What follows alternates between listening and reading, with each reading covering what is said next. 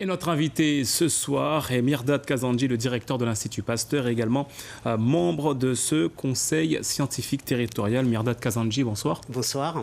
L'Institut Pasteur en première ligne et ce conseil territorial, ce conseil scientifique territorial qui se réunit donc chaque semaine.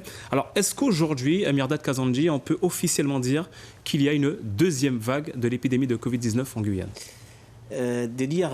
On rentre dans une deuxième vague, si aujourd'hui c'est un peu difficile, ce qu'on constate qu'il y a une augmentation de nombre de cas. Le Covid progresse lentement mais sûrement. Par exemple, on observe une augmentation de taux de reproduction de virus, le fameux R0. Il est passé de 0,7 il y a quelques mois à 1 et aujourd'hui il est à 1,6. Ça veut dire quoi? Ça veut dire 10 personnes infectées peuvent transmettre le virus à 16 personnes. Donc ce taux de reproduction de virus, il est élevé aujourd'hui et on constate aussi une augmentation du nombre de cas chaque semaine.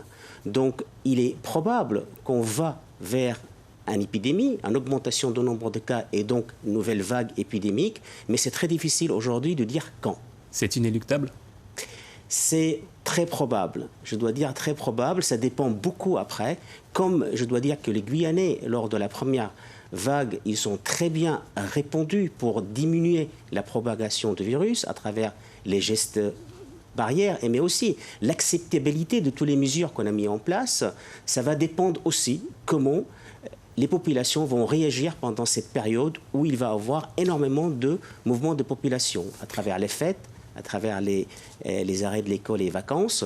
Et donc c'est pour ça c'est le moment aujourd'hui vraiment de renforcer les gestes barrières.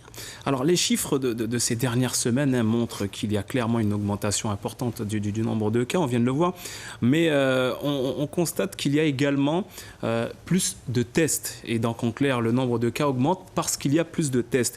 Est-ce que cela veut dire est-ce que cela remet en cause la fiabilité de ce constat? Il y a plusieurs facteurs qu'il faut prendre en compte. Il y a bien sûr le nombre de cas, il y a ce fameux R0, mais aussi il y a l'admission à l'hôpital. Il y a toujours un décalage entre l'augmentation du nombre de cas et l'admission à l'hôpital. Et on commence à constater, par exemple, ce week-end, il y a plus 3 cas. Donc, on a passé de 14 cas à 17 cas à l'hôpital. Donc, ça, c'est un facteur très important. Et il est probable, si le nombre de cas augmente, d'ici 2 ou 3 semaines, on va avoir une augmentation d'admission à l'hôpital.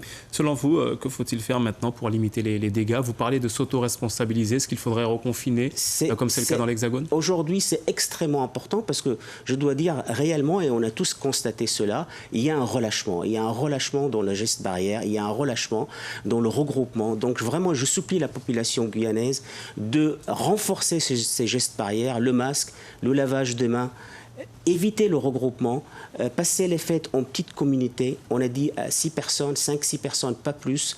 Éviter vraiment les grands rassemblements. C'est quelque chose qui est très important à mettre en place dès maintenant. On parle du vaccin, cela a été évoqué dans le sujet lors de ce conseil ce matin à la CTG. Le vaccin, où en est-on à propos de l'acheminement d'abord? Et on va parler de la vaccination après, l'acheminement tout à fait. Donc, ce vaccin qui est le vaccin qui va être utilisé en premier lieu, c'est le vaccin Pfizer-BioNTech. C'est un vaccin qui transporte à moins 90 degrés. Donc, l'arrivée en Guyane, ça se fait dans des conteneurs spécifiques. Nous avons dans le laboratoire ce type de conteneurs. C'est prévu quand? Oui, on a l'habitude. C'est prévu début janvier. C'est le même calendrier qui va être suivi en métropole. Dès qu'on obtient l'autorisation de la mise sur le marché de ce vaccin, et l'autorisation européenne d'abord. Et donc, ce vaccin arrivera en Guyane. Il y a les installations qui sont adaptées, qui sont prévues à l'hôpital pour pouvoir recevoir les premières doses de vaccin. Alors, vous parlez de l'hôpital de Cayenne, je suppose.